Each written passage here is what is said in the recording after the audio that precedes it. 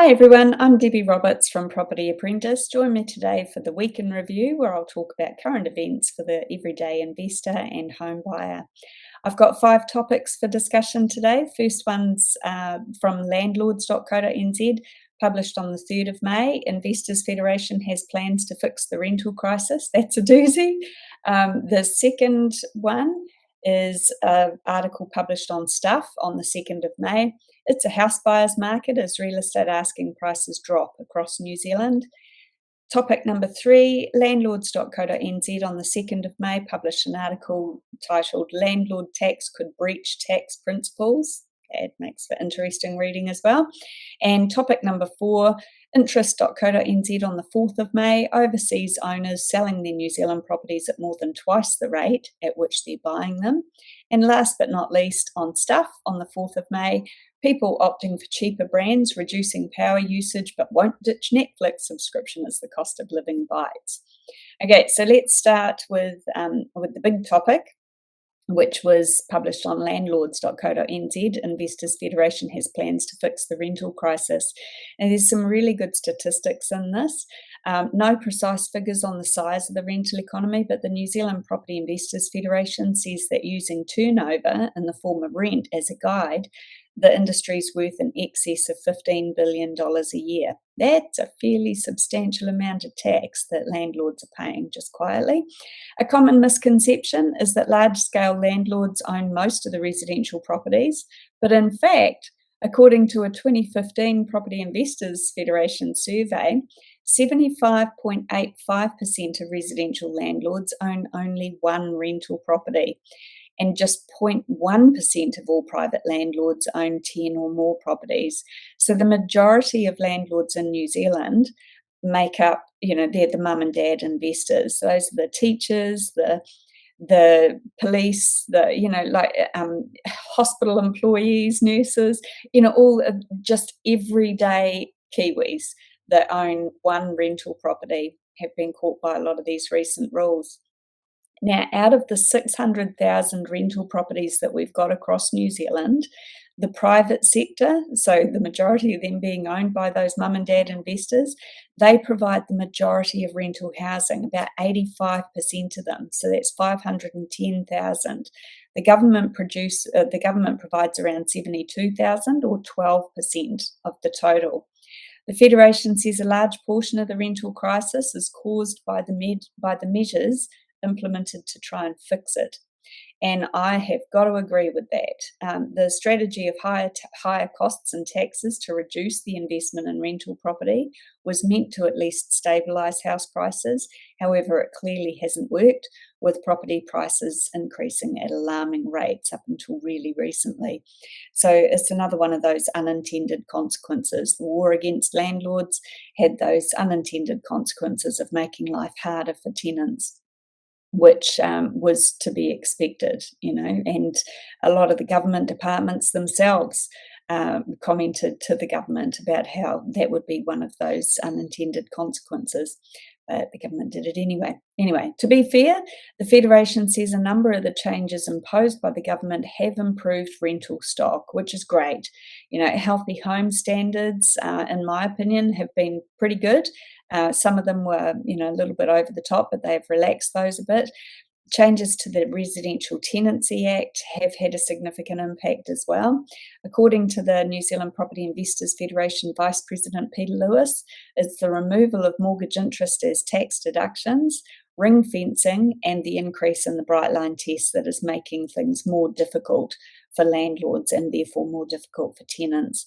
In addition to rent increases, there's more than 25,000 families on the state housing waiting list. Taxpayers are spending $1 million every day on emergency and transitional housing. And so this is what I mean. I think it's ludicrous that the government targeted private property investors, when there was such a shortage of rental property and people desperately in need for housing. Other problems facing private landlords: delays in tenancy tribunal hearings to resolve problems, higher operating costs for rental properties because the Property managers can't on-charge letting fees to the tenants anymore. The landlord now pays for those. Insurance, obviously landlords need to cover their costs, rates and repairs and maintenance, all that sort of stuff. There's also difficulty funding new rental properties. But what they mean by funding is with the cash flow, because for existing properties where the interest deductibility has been removed, that has increased the cost to private landlords, especially with the ring fencing of those tax losses as well. Bank lending criteria has also got more difficult. So, now there's a lot of landlords who are coming off interest-only mortgages and then being put onto shorter terms on principal and interest at a time where we've got increasing interest rates, which makes things quite difficult, especially if you can't get any tax benefits on the interest cost on the mortgage that you're paying to help house someone. Deterrents to providing rental properties, things like tenant liability for damage. It can be a bit harder now to prove tenant liability for any damage caused to a property. The increased bright line test and removing mortgage interest as tax deductions have put some people off investing in property. It certainly has made it a bit more difficult than it used to be, but absolutely still worthwhile, if you're looking at a long-term investment strategy. I still haven't found one that's better than investing in property. Increased compliance costs, such as the Healthy Homes Standards and Residential Tenancy Act amendments as well. Higher rental property taxes. We've got the 10-year bright line on existing properties now and 5 years for new builds. Ring fencing tax losses has been a big one, and removing interest as a tax deductibility, that has also been quite a significant change for property investors. So the New Zealand Property Investors Federation is proposing a 5-point plan to fix the current rental housing industry.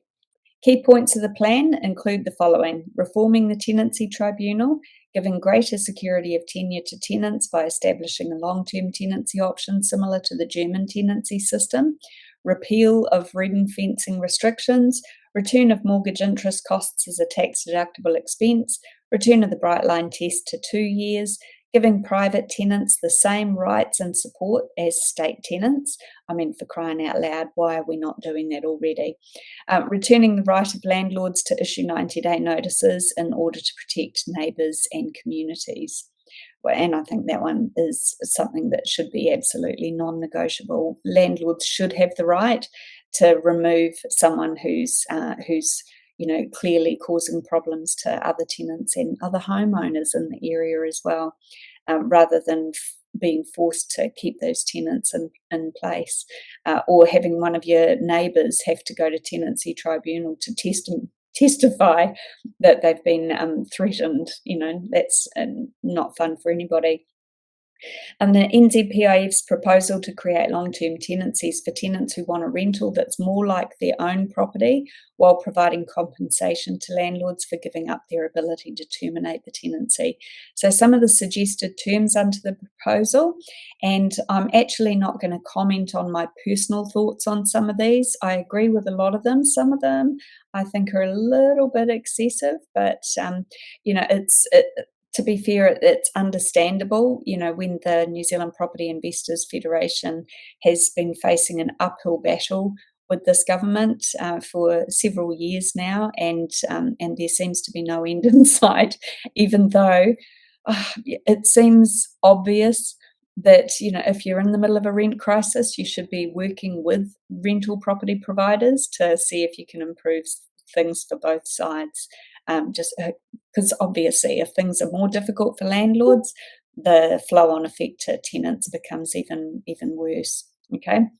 And so some of the points that some of the suggested terms under the NZPIF's proposal are that the tenancy term should be negotiable between the parties, but would have to be for at least a minimum of 3 years. Tenants may give 3 months' notice to end the tenancy. I'm not sure if that 3-year notice period would be allowed to be within that minimum 3 years. I'm not sure about that. I'd have to look a bit more into those details. Tenants can decorate the property as of right, but must return it to exactly the same state it was provided in, with no allowance for wear and tear unless otherwise agreed to by the landlord. Landlords can only end the tenancy for tenant default for rent arrears, damage to the property, illegal activity, antisocial behaviour, property uninhabitable, or subject to mortgagee sale. In other words, landlords can't end the tenancy if they want to move into it or if they want to sell the property. They have to sell it with the tenant in place, so they can't sell it with the tenant vacating. Can't sell it with vacant possession, for example. Landlords must issue a warning notice describing any antisocial behaviour or neighbour disturbance without having to name the affected neighbours, making it clear that they will end the tenancy if the disturbance continues. And if the disturbance or the behaviour continues, then landlords can issue a 90-day notice to end that tenancy. This is something else that I think would be great. Tenants can make gardens as of right, but must return it to the state it was provided in at the end of the tenancy unless agreed by the landlord. I think all those things that can help a tenant feel more at home would, enable them to stay long term and feel a lot more comfortable in their home, and hopefully also encourage them to take real care of that property as well. Landlords can charge a bond equivalent of up to 12 weeks' rent. I would like to emphasise that up to, because I think the majority of tenants out there would really struggle coming up with 12 weeks' rent. So, I guess what the NZPIF is asking for here is just the potential to be able to ask for more than 4 weeks' rent as a bond, just to reduce the risk if a good tenant turns bad. No obligation for the landlord to provide floor coverings, curtains, light fittings or appliances, including stoves. Walls are painted white at the commencement of the tenancy, and as mentioned previously, if the tenants redecorated the house, they'd have to return it to the condition that it was in at the start of the tenancy. I suspect that the majority of landlords would provide floor coverings, curtains, light fittings and appliances, including stoves, because a lot of those things come as chattels when you purchase a property anyway in New Zealand, whereas in a lot of places in Europe, you purchase the house, none of the chattels are there. So it is a little bit different over here, but I think having no obligation for the landlord to provide them, that makes for an interesting conversation for sure. Tenants are responsible for the payment of all insurance premiums, rates and the costs, both fixed and variable, of services to the property, including water. So that could be an interesting conversation as well. Tenants can only assign their lease with the landlord's consent or on application to the tenancy tribunal on grounds of hardship. Hardship provisions also apply to the landlord. So there you go. That gives the indication that if the landlord does end up in financial difficulty, then they could potentially change the conditions there. Landlords can prohibit tenants from subletting the property. Okay, certainly I would expect without their approval of the tenant that was going to be replacing. So lots of interesting suggestions there. Hopefully it does stimulate some discussion. It'd be great to see situations where the NZPIF and the renters union or renters united, if they could have some good solid talks and actually come up with some agreements that they could combined propose to the government. I know that hasn't always worked. Sometimes they've both reached agreements and then the government's overruled them anyway. So I suppose all governments have their own agendas, don't they? It'd be interesting to see what would happen though. All right, topic number 2, published in Stuff on the 2nd of May. It's a house buyer's market as real estate asking prices drop across New Zealand. In April 2022, the New Zealand Property Report by realestate.co.nz showed the average asking prices for Auckland and Wellington are on a downward trajectory. In April, Hawke's Bay, Otago and Manawatu Whanganui also exhibited signs of moving into a buyer's market, and after several months of average asking prices being above $1 million, Prices dropped to 908,974 in the Bay of Plenty and 971,976 in Wellington. Compared to March 2022, compared to March 2021, I think that's supposed to say, average asking prices dropped in a number of areas, including Northland, Auckland, Bay of Plenty, Taranaki, Wellington, Nelson, West Coast and Marlborough. Meanwhile, Waikato's gone above the 1 million mark for the first time, average price. The average asking price was up 41.2% compared to the same time last year. Realestate.co.nz spokeswoman Vanessa Williams said that while there's still plenty of demand from buyers, the heat had come out of the market. Personally, I think the heat came out of the market in December last year. We're just really starting to see the evidence of that coming through now. I think it's really important to remember that just because average prices move, that doesn't mean that the actual market value has moved. Averages can be skewed quite quickly, just depending on the types of properties that are selling. So yeah, the best indication for what's happening with the property market is to have a look at the Real Estate Institute in New Zealand, their house price index.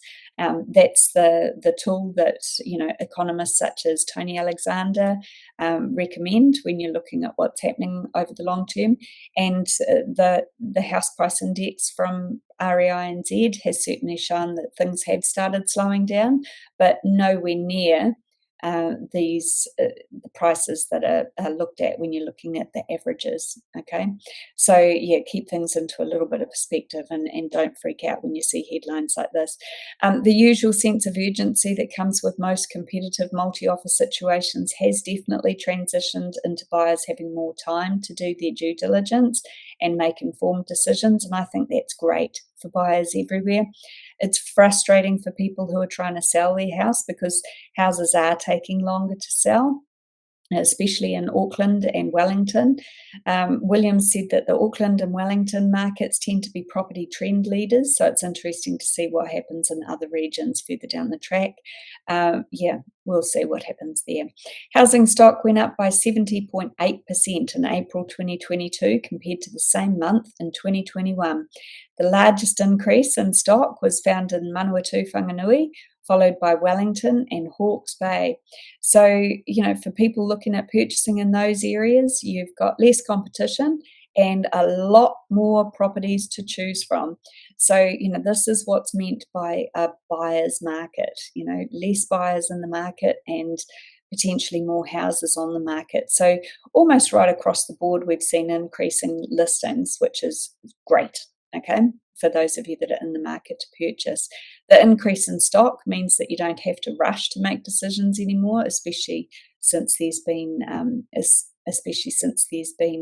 less other buyers in the market as well. All right, so that's interesting to note. And there was also a comment in here saying that there's been a decline in new listings. So the increase in stock is potentially that there's less houses selling. However, I think it's fairly clear to anyone who's driving around anywhere these days that there's a lot more listings for sale at the moment, which is great when you're out looking to purchase properties. If you want to learn more about the property market, feel free to join me at one of our free Beginner's Guide to Property Investment events. We run them online and also in person in our office in Ellerslie and Auckland. So check us out on propertyapprentice.co.nz for upcoming dates and register today, and I'll see you there. Third topic for today is landlords.co.nz on the 2nd of May published an article saying that the landlord tax could breach tax principles. This is a cracker. So the government changes to property investors' interest deductibility might already have breached Revenue Minister David Parker's Tax Principle Act, which he wants to become law. Parker said in a speech at Victoria University that tax laws must be clear of ambiguity without determining outcomes which are political in nature. Do I really need to say any more after that point? The Tax Principles Act is aimed at a fairer, more transparent tax system, which is why it was created with 4 principles: economic efficiency, horizontal equity, vertical equity, and here's the kicker, drum roll please, administrative ease. I mean, to be fair, even the Inland Revenue, even the Inland Revenue advised against these latest tax changes that affected property investors. So yeah, even when the Inland Revenue advises the government not to do something because it could affect the integrity of the tax system, and the government goes ahead and does it anyway, you've got to ask yourself, whether they actually asked for the advice or whether they asked for the advice just hoping that they'd go, yeah, that'll be fine. So, yeah, they certainly didn't seem to listen to it. And the Inland Revenue wasn't the only department that recommended against these changes. But anyway, according to PricewaterhouseCoopers tax partner Jeff Nightingale, Parker wants to legislate principles that would make officials accountable so he can see how well the tax law performs against them. Under the administrative ease principle, for example, which is how easy it is for the IRD to administer the tax system and how easy it is for taxpayers to comply, the government's already failed, says Nightingale, because the interest limitation rules are difficult to administer and difficult to apply. He says the interest limitation rules, which became law this year, which stop property investors writing off their interest costs against the tax on their rental income, would also likely go against the horizontal equity principle. Horizontal equity principle is the principle of income tax collection that argues that everybody earning the same income should be subject to the same rate of taxation. Nightingale said that the Bright Line test, which the government extended from 5 to 10 years for people owning a second house and having to pay tax on the capital gain if it's sold before that time, may also break the principle. And I would suspect, especially for those people who the second house isn't even a rental property, it might be their holiday home, so having to pay capital gains tax on that, I think it's a bit of a stretch. Although my personal opinion is, if you want to use a capital gains tax to fix the housing market, you can't just target one tiny percentage of the population. It's got to be across the board. So if you're going to do a capital gains tax, do it for everybody, not just one tiny sector of the market. I suspect that this whole conversation around the extension of the Bright Line tax, I think it was, in my opinion anyway, a bit of a vote grab because, there's not that many property investors that get up in arms about it, but there's certainly a large percentage of the population that are tenants who often feel a little bit hard done by, especially when faced with someone who's in a stronger financial position than they might be through no fault of their own. Okay. Nightingale said that while capital gains or wealth taxes are being ruled out by the current administration under Prime Minister Jacinda Ardern, the Labour Party is unclear on what kind of tax policies it wants to implement for next year's elections. Perhaps they will go and monitor some more social media commentary around tax policies before they come up with what they want to run on. Time for a change of subject. Okay, so topic number 4, interest.co.nz. On the 4th of May, overseas owners are selling their New Zealand properties at more than twice the rate at which they're buying them. Well, no huge surprise there, is there, since we've got a foreign buyer ban, which in hindsight appears to have just been fairly racist law that was implemented for no apparent reason. The latest Statistics New Zealand figures show that just 93 residential properties were sold to people who were neither New Zealand citizens or had residence visas in the first quarter this year. It's a sharp decline, as it's less than half the number of overseas buyers who bought residential properties in the first quarter of last year, and less than 10% compared to the first quarter of 2018. There was also a big drop in the number of residential properties sold by overseas owners in the first quarter of this year. From 423 last year, now the number of properties is just 246. The number of overseas owners selling their New Zealand residential properties has outnumbered those buying them by a substantial margin. And like I said, not surprising because it's pretty difficult for a foreign buyer to purchase a residential property in New Zealand now. And a lot of them are exiting the property market. So they're selling their rental properties, which is, again, making the rental market even worse. in New Zealand for tenants. The Overseas Investment Amendment Act, which restricted non-New Zealand citizens and non-residents to purchase residential property, is seen as being a major contributing factor to this decline for obvious reasons. Auckland, Christchurch and Queenstown Lakes are the three most active areas for overseas owner activity in the last 12 months to March. There have been 201 purchases and 711 sales in Auckland, 72 purchases and 93 sales in Christchurch, and for Queenstown there have been 63 purchases and 90 sales. Data by Stats New Zealand only shows a partial view of overseas owner activity because it only records transactions made under individual names. They don't include sales and purchases under companies and trusts, even if the beneficiaries of those entities are not New Zealand citizens, which is interesting to note. Okay, topic number 5, last but not least, people are opting for cheaper brands, reducing power usage, but won't ditch their Netflix subscription as the cost of living bites. It's an interesting study by the research firm, I'm not sure how you pronounce this, I'm going to do my best, Luna, regarding how recent inflationary pressures are causing changes in buying patterns and behaviour amongst Kiwis. The research surveyed 501 respondents in New Zealand between the 23rd and the 29th of March this year. 85% of shoppers say that they've been affected by the increasing cost of grocery items. I don't know where the other 15% are shopping, because I think pretty much everyone would have been affected by increasing cost of grocery items. In order to cope with it, 31% are dropping their favourite brands for cheaper ones, 24% are spending more time looking for the best deals, and 30% are buying in bulk to save money. So I've got a couple of tips there for those of you that are thinking about, reducing your grocery spend. There's a couple of the, age-old advice things like don't go shopping when you're hungry, don't go grocery shopping when you're hungry. I think some of the best things that you can do is to create a menu plan for the week. It does take a bit of time, but no longer time than wandering around the supermarket aimlessly.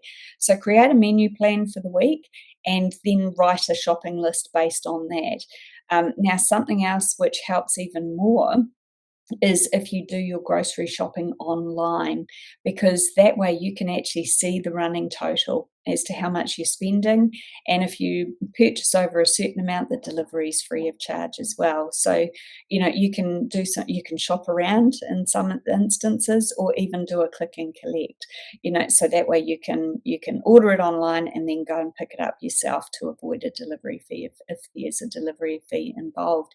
But it really helps you to keep your weekly shop within your budget without taking too much more time than it normally would. All right, just a little bit of planning can save you a fortune. Buying in bulk to save money, that's great when it's a genuine savings. However, just be careful of buying items in bulk that have got a shelf life, because, like buying fresh fruit and veggies in bulk, for example, chances are you'll just watch them rot if you're anything like our house. According to respondents of the survey, the most noticeable increase in cost was on fresh food, which is 84%, frozen food 68%, and dry pantry products 63%. When it came to budgeting, Kiwi households mentioned the following activities they would forego to save money. 35% said they'd reduce ordering takeaways, 29% said that they'd avoid purchasing premium brand products, 27% said that they'd reduce the amount of times they'd go to pubs, 23% said they'd reduce overseas travel, and 18% said they'd reduce gambling. 28% of the respondents said they're delaying purchasing items for their homes, and 25% are looking for more cost-effective furnishings as well. But people said they're least likely to forego their mobile phone contracts, which have become a lifeline for most people in New Zealand, and also least likely to forego TV subscriptions in a bid to save money.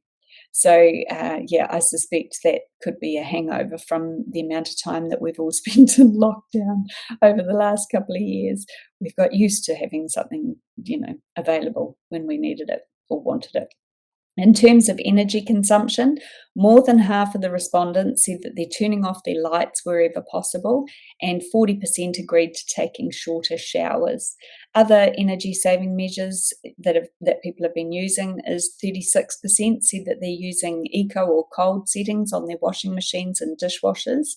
23% said they're reducing their heating temperature, and 18% said that they're programming their laundry to run during low tariff hours. So I think there's some pretty good suggestions there. Regional Director of Tuluna, New Zealand, Stephen Walker, said that feedback like this is really important as it can help guide business.